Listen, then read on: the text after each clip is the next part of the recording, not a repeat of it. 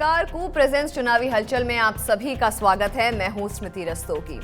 जागरण.com के इस शो में आज हमारा फोकस रहेगा स्थानीय समस्याओं, लोकल इश्यूज पर वर्सेस जातिगत गोलबंदी। और एक और जो अहम फोकस हमारा रहेगा वो रहेगा उत्तर प्रदेश के सियासी समीकरण हमें क्या बताते हैं और कितना सिग्निफिकेंट है इन तीनों एस्पेक्ट्स पे। जो चुनाव है, मतदान है, लोगों का जो अपना मत अधिकार का इस्तेमाल कर रहे हैं वो कितना अहम है, इस पर हमारा फोकस रहेगा। और हमेशा की तरह स्टूडियो में मेरा साथ दे रहे हैं जागरण न्यू मीडिया के एग्जीक्यूटिव एडिटर प्रत्युष रंजन। प्रत्युष, आपका बहुत बहुत स्वागत। धन्यवाद स्मृति। प्रत्युष, हमारा जो फोकस है वो आज हम स्थानीय मुद्दों पर पहले बात करेंगे, जो लोकल इश्यूज हैं और यूपी स्पेसिफिक उत्तर प्रदेश में जो इस बार के चुनाव हैं 2022 के, उसमें लोगों ने किस एस्पेक्ट को लेकर, किन लोकल इश्यूज, किन स्थानीय समस्याओं को लेकर अपना मताधिकार का इस्तेमाल किया, इस पर आप हमें बताइए। देखिए स्मृति, उत्तर प्रदेश एक बहुत बड़ा राज्य है। आप अगर देखें, इसकी तुलना करें, अगर जनसंख्या के आधार पर इसकी तुलना करें तो ब्राज़ील की जनसंख्या के बराबर इसकी जनसंख्या है और 22 करोड़ से ऊपर लोग हैं। इस पर 15 करोड़ वोटर्स हैं, जिसमें महिलाओं की भागीदारी जो है वो करीबन 7-7.5 करोड़ के आसपास है। लेकिन अगर आप इसको इकोनॉमी की तुलना करें तो वो इकोनॉमी की तुलना आपको कतर से करनी होगी, क्योंकि उसके बराबर इसकी इकोनॉमी है। और कतर का अगर आप पॉपुलेशन देखें तो वो 2.4 मिलियन यानी कि 24 लाख बता रहे हैं। तो आप देखें कि इकोनॉमी के बेसिस पे आप देखें तो कहाँ 22 करोड़ और कहाँ 24 लाख, ये अंतर है। तो आप इससे समझ सकते हैं कि उत्तर प्रदेश में विकास की जो धारा बहनी चाहिए थी आज़ादी के बाद से वो बही नहीं। उसका कारण क्या था उस पर हम डिस्कस करेंगे, लेकिन उसके पहले मैं एक बात और बताऊँ कि अभी पिछले जो 5 साल योगी सरकार के रहे, बीजेपी सरकार के रहे, इन्होंने 2019-20 में दावा किया कि प्रति व्यक्ति आय जो है वो डबल हुई है। आप देखिए, जब डबल हुई बात कहते हैं तो करीबन 70,000 सालाना प्रति व्यक्ति आय का आंकड़ा देती है सरकार, जो बताती है कि ये डबल हुआ है। लेकिन अगर आप इस पर ये देखें, जो नेशनल आय है, जो नेशनल प्रति व्यक्ति आय है, तो देखें तो वो 1,35,000 रुपये प्रति व्यक्ति सालाना है। तो आप देखिए, जब डबल करते हैं तो भी आप नेशनल आय से आधे पे हैं। तो आप इससे ये समझ सकते हैं कि अभी कितना काम करना बाकी है। यूपी असीम संभावनाओं का प्रदेश है। यहाँ पे अभूतपूर्व विलक्षण प्रतिभा के लोग रहे हैं, आते रहे हैं, और अभी हम अभी भी देख सकते हैं कि कई जगह जाकर यूपी के लोगों ने अपना और अपने स्टेट का डंका बजाया है। लेकिन जिस तरह से यूपी के अंदर संभावनाओं की कमी रही है, उसमें सारे वो दल दोषी हैं जिन्होंने इसमें सरकार चलाई है आज़ादी के बाद से। क्योंकि आज़ादी के बाद जब अंग्रेज जो है वो कोलकाता से दिल्ली शिफ्ट हुए, उस समय से देखें तो उत्तर प्रदेश का पर किसी का ध्यान नहीं रहा। और जैसे जैसे जमींदारी उन्मूलन भी हुआ तो वहाँ बड़े बड़े भूखंड लोगों को दिए गए जो जमींदार थे। तो वहाँ वो जो चीज़ें शुरू हुई वो जमीन के मालिकाना हक और सत्ता में भागीदारी, इसके ऊपर ज्यादा फोकस रहा। एक बड़ा राज्य है प्रत्युष, और आज से अगर 20 साल पहले देखा जाए, क्योंकि उत्तराखंड भी उसका एक पार्ट था, एक भाग था, तो और बड़ा राज्य था, तो संभावनाएं और भी अधिक थी उसमें। जी बिल्कुल। तो आप देखें कि जैसे ही सत्ता में भागीदारी की बात शुरू हुई, उसका मतलब ये रहा कि जो लोकल लेवल पे जो लोग थे, चूंकि बड़ा राज्य है, जाति में, धर्म में, छोटे छोटे कम्युनिटीज़ में काफ़ी लोग हैं। और आप देखें, अगर इधर मेरठ से शुरू करें और देवरिया कुशीनगर तक जाएं तो एक बहुत ही लंबा इसका एक पूरा दायरा है। तो इसमें कोई एक सरकार ने इन सारे लोगों के, अलग अलग कम्युनिटीज़ के जहाँ पे जो लोग केंद्रित थे, उन सबके विकास के बारे में काम बहुत ज़्यादा हुआ नहीं। आप बोल सकते हैं कि राजनीतिक दलों की प्रयोगशाला बन के रह गई उत्तर प्रदेश बहुत टाइम तक।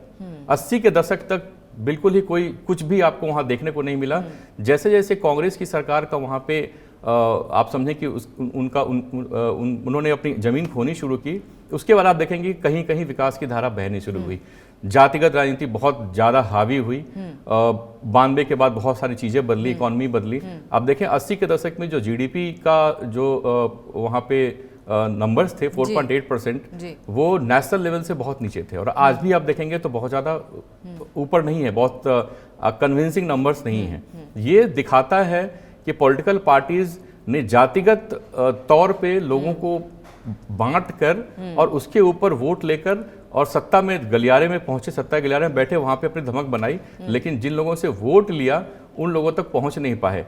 और अभी मैं अगर बात करूं तो पिछले 5 साल में एक बहुत अच्छी स्कीम सरकार ने निकाली थी, 1 डिस्ट्रिक्ट 1 प्रोडक्ट जी। ये जो स्कीम था, ये ऐसा था कि एमएसएमई के ऊपर ध्यान देना था सरकार को। कोरोना का समय था, कोरोना के टाइम पे बहुत सारे लोगों ने, बहुत छोटे छोटे बिजनेस जो थे, छोटे उद्यमी थे, दुकानदार थे, उन सब की जिंदगियां जो है बिल्कुल पटरी से उतर गई। बिल्कुल सही और बात है। उसके ऊपर सरकार ने जो है बहुत समर्थन दिया लोगों को, अपने अपने लेवल जितना करने जितने जहां तक पहुंच बनानी थी वो बनाई।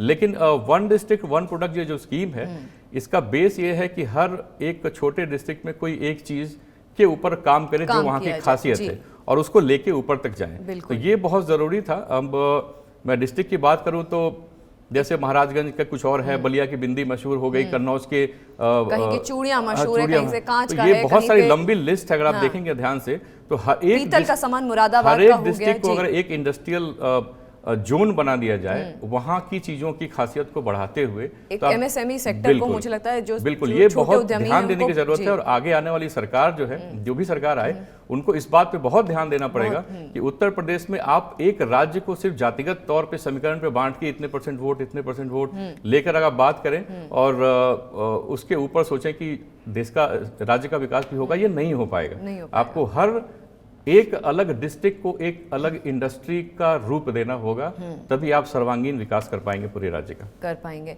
अच्छा, एक और जो अहम जो बात है, अगर हम ओवरऑल बात करें सारे राज्यों की, तो एक साइलेंट वोटर्स के रूप में जो महिलाएं पिछले कुछ चुनाव से उभर करके आई हैं, चाहे फिर वो विधानसभा के चुनाव हो, चाहे फिर वो लोकसभा के चुनाव हो, एक बहुत अहम भूमिका, एक बहुत अहम किरदार ये महिलाएं निभाती आई हैं।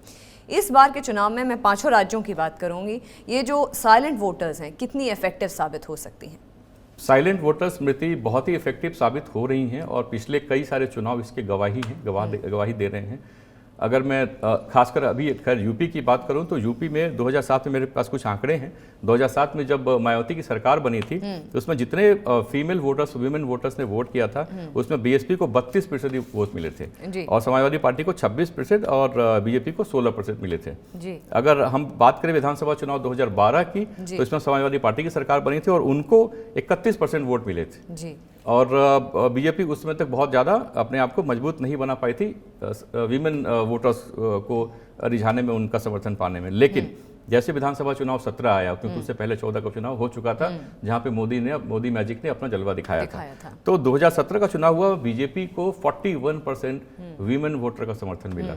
और आज कुछ आंकड़े आए हैं जिसमें अगर मैं बात करूं तो यूपी में पहले 3 फेज का जो चुनाव हुआ उसमें जो महिला मतदाताएं थी उनका वोट परसेंट मेल मतदाताओं से कम रहा, लेकिन चौथे, पांचवें, छठे में उन्होंने मेल मतदाताओं को पीछे छोड़ दिया है और उनकी भागीदारी मतदान में ज्यादा निकल के आई है।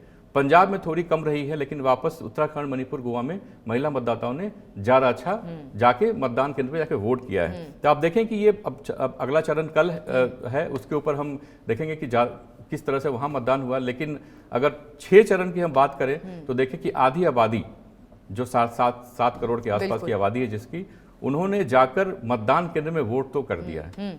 अब हमें ये देखना है कि वो मतदाता जो ये बहुत पावरफुल, जैसा आप बता रही हैं, बहुत ही अहम रोल प्ले कर रही हैं, साइलेंट मतदाता हैं ये, क्योंकि आप साइलेंट बात अगर दर्शकों के लिए होने में बहुत बड़ी अहम भूमिका निभा सकते हैं। अगर हम ये बात करें तो आप देखें कि जब कास्ट इक्वेशन की बात होती है तो हम कहीं ना कहीं ये सोचते हैं कि पुरुष प्रधान परिवार है और पुरुष ने बोला कि अगर इस कास्ट के हम हैं और इसी कास्ट को वोट करना है, तो वो पूरा परिवार उनकी बात मान रहा है कि नहीं मान रहा, ये देखने वाली बात है। क्योंकि महिलाएं हो सकता है कि उनकी एक अलग थिंकिंग बनी हो और जाके वो उनकी बात को ना सुन के अपने मन की बात सुने और जाके वहां वो वोट करें। तो ये एक बदलाव जो है हमने देखा है, ये हुआ है। और पिछले 3 लोकसभा के 2 चुनाव और एक विधानसभा का चुनाव इस बात की गवाही देता है और बाकी अन्य राज्यों में भी हमने ऐसी चीजें देखी हैं। तो अब ये देखना है कि यहाँ पे वही चीज रिपीट होती है या कुछ और निकल के आता है। बेनिफिशियरी क्लास की भी हम बात करते आ रहे हैं कई हमारे जो एपिसोड्स हैं उनमें, तो हम यही बात करते हैं कि जो महिलाएं हैं ये एक ऐसा, मुझे लगता है एक फोकस रहते हैं, कोर रहती हैं हर फैमिली का, कि अगर कोई भी बेनिफिट्स जो होते हैं वो उन तक पहुंचेंगे तो कहीं ना कहीं वो प्रभावित होती हैं, क्योंकि वो उनकी ज़िंदगी में एक नया बदलाव लाने की कोशिश होती है। बिल्कुल, यूपी में खासकर सामर्थ्य रखती है। जी बिल्कुल, यूपी में अगर खासकर बात करें तो कई सारे ऐसे पैरामीटर्स हैं जहाँ पे हम देखते हैं कि वाकई में विकास उन तक पहुँचा है कि नहीं पहुँचा है। तो बहुत सारे ऐसे आंकड़े हैं, 1-2 आंकड़े मैं बता सकता हूँ कि जैसे पहले क्या होता था कि 3 में 1 घर में जो है साफ ईंधन मिलता था खाना बनाने के लिए, अब वो घर 2 हो गए हैं जी। शौचालय की संख्या बढ़ गई है और ग्राम आवास के थ्रू लोगों को घर मिल रहे हैं डायरेक्ट बेनिफिट ट्रांसफर के थ्रू घर में पैसे मिल और रहे इनको लेकर हैं, के जो प्रत्युष- अनाज मिल रहे हैं, जो चावल मिल रहे हैं, ये सब सारी चीजें जो हैं ये सीधा सीधा जो है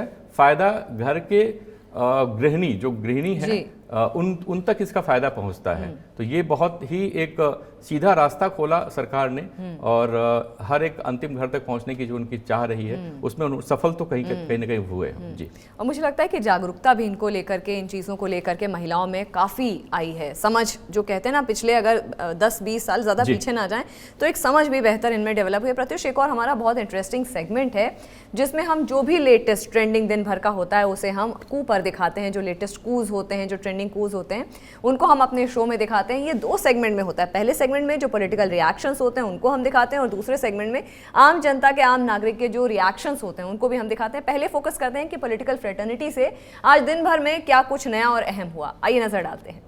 स्वामी प्रसाद मौर्य हैं। ये भाजपा सरकार की नीति है कि लोगों को गरीब और लाचार बनाओ, फिर उनके सामने 5 किलोग्राम चावल व शौचालय देकर एहसान जताकर वोट हथियाओ। सरकार अगर सरकारी क्षेत्रों में हर घर में एक नौकरी दी होती तो उसे सरकार की दया की आवश्यकता नहीं होती। नौकरी तो दिया नहीं, गरीबों का मजाक अलग से उड़ा दिया। अभी तक ये पूरा 5 साल इन्होंने बीजेपी के साथ काम किया और फिर उसको ये हमला अब उसी सरकार पे बोल रहे हैं। क्या मतलब नीयत कैसी समझी जाए इनकी? आप समझें स्मृति, अगर किसी घर में शौचालय नहीं है, अगर किसी घर में राशन नहीं है, अगर किसी घर में चूल्हा ईंधन नहीं है, उन घरों में अगर ये चीजें पहुंची हैं, बात एहसान की नहीं है, बात यह है कि वहां तक वो चीजें पहुंची हैं जी। वो चीजें पहुंचाया कौन, किसने पहुंचाया, किसकी सरकार ने पहुंचाया, इससे पहले क्यों नहीं पहुंची, आजादी के इतने साल निकल गए अब तक ये चीजें क्यों नहीं हुई थी, कोई घर बिना शौचालय के कैसे रह सकता है। इस बात को अगर आप सोचे तो आप देखेंगे कि वो फ्रस्ट्रेशन तो वहां से आना चाहिए था जहां तक चीजें नहीं पहुंची थी और अब पहुंच रही हैं।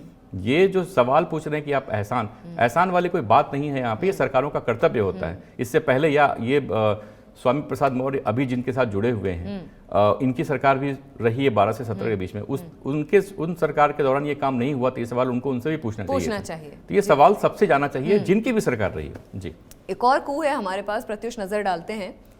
अंशु अवस्थी हैं कांग्रेस के, कहते हैं प्रदेश के सभी ब्राह्मण जनों से अनुरोध है कि भाजपा को सत्ता से बाहर करिए। बीजेपी कभी भी ब्राह्मणों की हितैषी नहीं हो सकती। योगी सरकार ने ब्राह्मणों पर चुन चुनकर अत्याचार किए, हत्याएं करवाई। यदि अपना सम्मान बचाना है तो भाजपा को सत्ता से बाहर करना होगा। आपका रिएक्शन लूंगी इस पे। ये इनका अपना पर्सनल थिंकिंग हो सकती है। हालांकि जो कोई सरकार में बैठता है, कोई सत्ता में बैठता है, कोई चीफ मिनिस्टर बनता है, कोई मिनिस्टर बनता है, तो वो किसी एक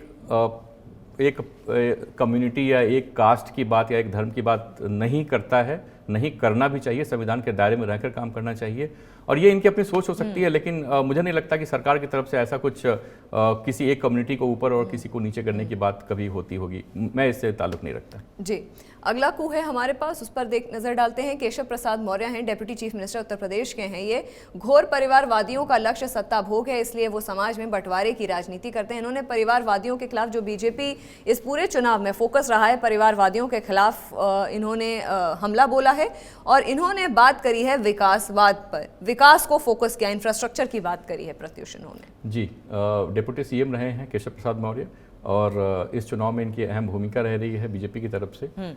हमला, जैसा हम हमेशा बात करते आए हैं, जब बीजेपी जब पहला हमला करती है, बड़ा हमला करती है समाजवादी पार्टी के ऊपर, तो वो परिवारवाद को लेकर करती है। क्योंकि समाजवादी पार्टी में आप देखें तो परिवार के बीच में बहुत सारे टिकट वितरण या हर जगह कोई ना कोई पोस्ट होल्ड करता है।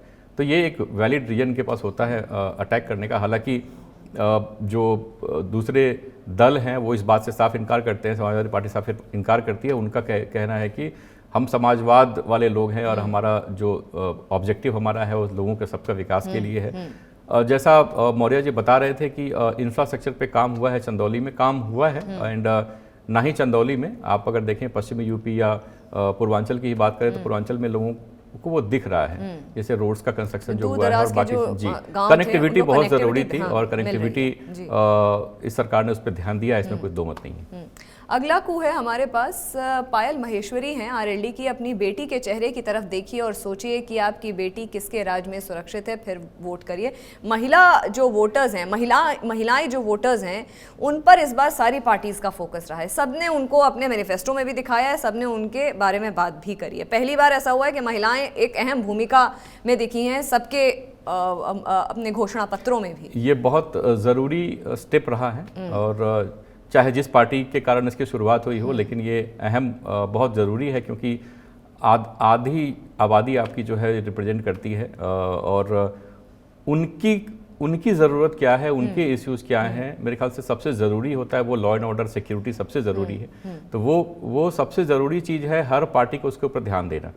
अगर बीजेपी ये दावा करती है कि हमने 5 साल में काफ़ी चीज़ें बदली हैं, अगर वो धरातल पे दिखती है तो निश्चित रूप से फ़ायदा उनको होगा। अगर उनके क्लेम में अगर किसी जगह पे अगर वो क्लेम जो है नहीं काम आ रहा है या उस पर काम नहीं हुआ है और बाकी पार्टी जो है इन्होंने कभी पहले ऐसा करके दिखाया हो जिनके उनके दौर में सिक्योरिटी बढ़ी हो, तो वो मतदाता जानती है।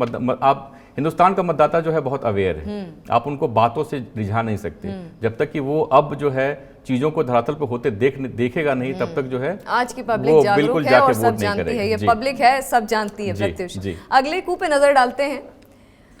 अदिति हैं, ये हमारे पास कॉमनर से रिएक्शंस आ रहे हैं। चुनाव आते नेता लोग जाति की बात कर रहे हैं और कोई ये नहीं देख रहा कि हमारे इलाके में सड़क, बिजली, स्वास्थ्य, स्कूल के इंतजाम सही हैं या नहीं। सड़क, बिजली और पानी यह अहम मुद्दा हर चुनाव में रहता है, लोगों के लिए, न केवल लोगों के लिए बल्कि पॉलिटिकल पार्टीज के लिए भी। जी बिल्कुल, ये बहुत ज़रूरी चीज़ है और हम देखें तो सोशल मीडिया प्लेटफॉर्म से ऐसी आवाज़ें आ रही हैं, आम जनता, मुझे लगता है कि 18 से 35-40 वर्ष के आयु के लोग ज़्यादातर सोशल मीडिया पे एक्टिव होते हैं और ये आवाज़ वहाँ से आ रही है। इसका मतलब कि आपकी आने वाली जनरेशन जो है, जो आपके लिए आगे वोट करेगी, ये उनकी आवाज़ है। अगर आप पॉलिटिकल पार्टीज़ हैं, सत्ताधारी दल बनते हैं, वो पोजीशन में बैठते हैं, इनकी आवाज़ को नज़रअंदाज करेंगे, नहीं सुनेंगे या उस पर काम नहीं करेंगे तो आगे आप बहुत तकलीफ में रहेंगे। फिर आपको बहुत सारे कास्ट के क्वेश्चन पे आप वोट तो मांगेंगे, लेकिन हो सकता है आपको जो जनता जो विकास की बात सोच रही है, जो सड़क, पानी, बिजली और नौकरी की बात सोच रही है, वो शायद आपको वोट ना करे, चाहे आपके कास्ट की क्यों ना हो, कोई क्यों ना हो। अगला पोस्ट हम देखते हैं। प्रत्युष, गीत अरोड़ा हैं, जब तक जातिगत भावनाओं से ऊपर उठकर स्थानीय विकास के नाम पर नेता को नहीं चुना जाएगा, तब तक हर चुनाव, जैसे कि आपने ये बात कही, मुझे लगता है उसी से इत्तेफाक रखता है ये पोस्ट है। अगले पोस्ट पर नजर डालते हैं। हर्षित गौर हैं, इस वक्त किसी को भी जात, धर्म, समुदाय देकर वोट नहीं करना चाहिए। जो आपके बच्चों के लिए स्कूल बनवा दे, सड़कें सही करा दे, उसको ही वोट करना होशियारी है। इनके पहले स्मृति जो पोस्ट था, उनके हैंडल में ब्लॉगर लिखा था और इनका स्टूडेंट लिखा है। स्टूडेंट इसका मतलब इनकी जो एज ग्रुप है वो करीबन 18 से 22-25 के आसपास ही है और इन्फॉर्म्ड है। ये सारे इन्फॉर्म्ड है। आज का युवा काफ़ी इन्फॉर्म्ड है और न्यूज़ कंजम्पशन अपने तरीके से करता है और उसकी नज़र उन सभी पे है जो उसके लिए काम कर रहे हैं, सत्ताधारी दल हो या अपोजिशन हो, जो उनकी बातें कर रहा है कि नहीं कर रहा है। तो एक चुनाव तो अब हमारा जो इस बार का चुनाव तो आखिरी चरण में आ चुका है, लेकिन ये मैसेज है आगे आने वाले चुनावों के लिए भी देश के यंग वोटर्स की तरफ से, क्योंकि युवा वोटर्स काफ़ी हैं हिंदुस्तान में और यही लोग आगे देश की राजनीतिक दिशा बदलेंगे। तो इनकी दिशा बदलने के मैसेज कोई समझ लें तो ये आपके साथ रहेंगे, नहीं तो यही आपके अगेंस्ट में खड़े रहेंगे। अच्छा प्रत्युष, दिन भर में ऐसा कुछ अंतर्राष्ट्रीय और राष्ट्रीय स्तर पर घटा है जो इम्पोर्टेंट हेडलाइंस हैं, आइए उन पर नजर डाल लेते हैं। सबसे पहले जो हेडलाइन है वो है, अमृतसर में BSF हेडक्वार्टर में जवान ने चलाई ताबड़तोड़ गोलियां, 5 साथियों की ली जान, कई घायल। अगली हेडलाइन है हमारी, मिताली राज ने रचा इतिहास, 6 महिला वर्ल्ड कप खेलने वाली दुनिया की पहली महिला क्रिकेटर बनी। आपको बता दें कि अभी वर्ल्ड कप चल रहा है, महिला वर्ल्ड कप क्रिकेट में चल रहा है बिटवीन इंडिया एंड पाकिस्तान, तो उसमें ये एक अहम भूमिका निभाती हुई दिख रही है मिताली राज। अगली हेडलाइन पे नजर डालते हैं, उत्तर प्रदेश असेंबली इलेक्शन 2022, कल होगा 7वें चरण का मतदान, कई दिग्गजों की प्रतिष्ठा दांव पर। ये सारी खबरें आप दैनिक जागरण पर पढ़ सकते हैं। आपका रिएक्शन लूंगी चलते चलते, बहुत क्विक रिएक्शन। कल 7वें चरण का आखिरी मतदान है उत्तर प्रदेश में, क्या उम्मीदें हैं? 54 सीट पे मतदान है स्मृति और बहुत ही इंपॉर्टेंट है ये सीट जो है, लास्ट जो चरण है हमारा उत्तर प्रदेश का जो हमारा इलेक्शन हो रहा है, बहुत ज़रूरी है। सारी पार्टीज़ की समझें कि आगे की दिशा जो है इस इलेक्शन में यहाँ से निकल के जाती है। जिस पार्टी ने भी यहाँ इसमें परफॉर्म अच्छा कर लिया, उनकी राह आसान बनेगी। अब देखने वाली बात है कि कल वोटिंग परसेंट कैसा होता है और फाइनली रिजल्ट के दिन 10 मार्च को किसकी दिशा किधर निकल के जाती है। जी बिल्कुल। और फिलहाल आज चुनावी हलचल में इतना ही। मुझे और प्रत्युष को दीजिए इजाजत। और एक और अहम बात जो मैं अपने वोटर से, अपने व्यूअर से कहना चाहती हूँ कि एक जिम्मेदार वोटर बनिए, एक जिम्मेदार नागरिक बनिए। 7वां चरण कल उत्तर प्रदेश में आखिरी चरण का मतदान है। जा करके अपने मताधिकार का इस्तेमाल करिए, वोट डालिए। और एक और बात, पू के जरिए हमसे जुड़े रहिए और पू पे हिंदी में आप पोस्ट करिए, क्योंकि पू पे कूल है हिंदी। फिलहाल नमस्कार। नमस्कार।